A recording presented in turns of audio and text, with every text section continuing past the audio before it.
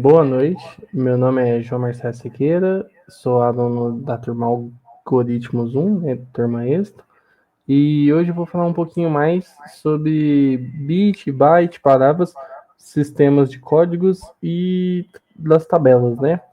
E as representações de como a gente interpreta esses valores. Então, basicamente, o byte ele é a menor unidade de informação que a gente possui hoje em um computador. Ele é representado por 0 1, né, o sistema binário que a gente fala, e basicamente ele vai servir ali como a menor unidade de sistemas. Ele é a forma com que o computador vai lidar com as coisas, sendo verdadeiro ou falso para basicamente tudo que ele decodificar, né? Então ele é bem simples de entender. Acho que a gente não precisa nem se alongar muito no byte. E basicamente, então, o bit, né? O byte ele é a junção de 8 bits. E assim que o computador utiliza essa forma de memória de forma geral, é, para descrever unidades de armazenamento. Então, basicamente, os bytes vão ser um conjunto de 8 bits, formando então 256 combinações possíveis, e é a unidade básica para caracteres. Então, a gente vai representar quase tudo com bytes. E então, cada caractere a gente vai atribuir um valor de 8 bits, e o computador vai entender isso, vai processar isso na sua memória e vai reproduzir na tela para a gente essa junção de coisas, né? Basicamente, então, o byte vai ser, como está ali no slide, né? É a menor unidade de memória endereçável para representar caracteres como uma letra, por exemplo. E aí a gente pode, então, entrar um pouquinho mais no contexto da palavra, né? Uma palavra, então, quando a gente digitar uma palavra no nosso teclado, o computador vai manipular os caracteres que estão sendo entregues para eles e vai formar conjuntos de palavras que ele vai interpretar. Então, basicamente, ele vai tudo transformar em bit e byte, e ele vai conseguir entender o que a gente está passando ali de informação.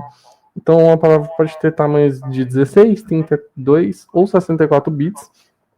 E então, quando a gente fala palavra, a gente também quando a gente utiliza as variáveis, né, para fazer um programa em si, a gente, quando usa um int, a gente usa um float para representar ali aquele caractere que a gente necessita. A gente está utilizando, então, 32 bits ou, ou 4 bytes ali.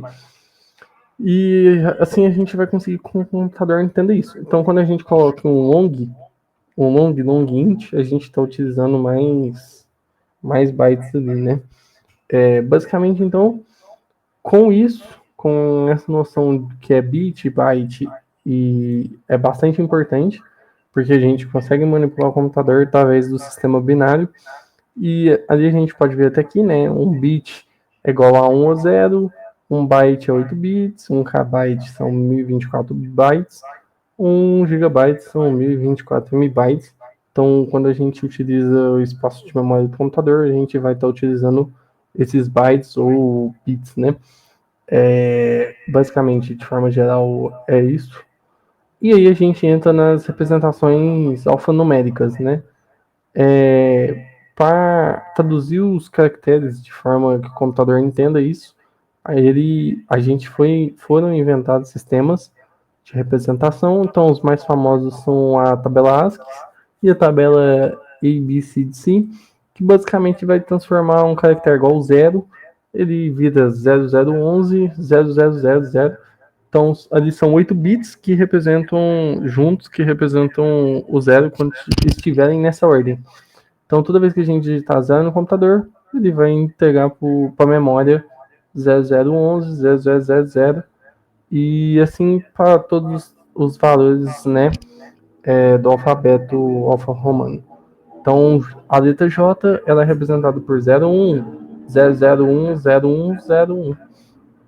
E isso na tabela ASCII, e assim vai, né? Assim por diante.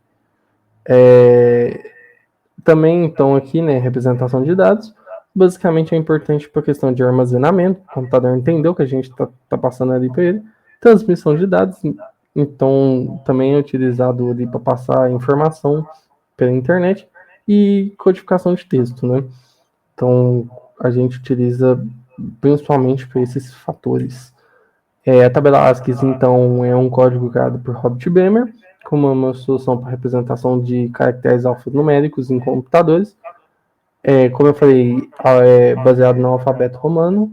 Antigamente utilizava 7 bits, que representava 128, só que acabou que só servia para inglês. Hoje em dia serve para quase todos os idiomas, utiliza 8 bits, né?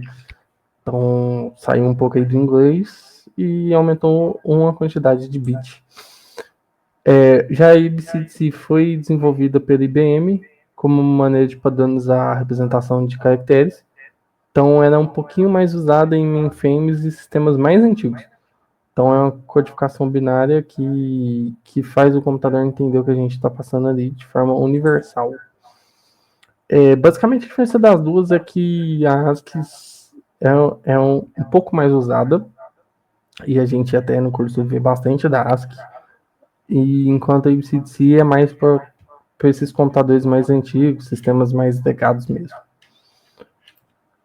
E aí a gente entra no sistema de numeração.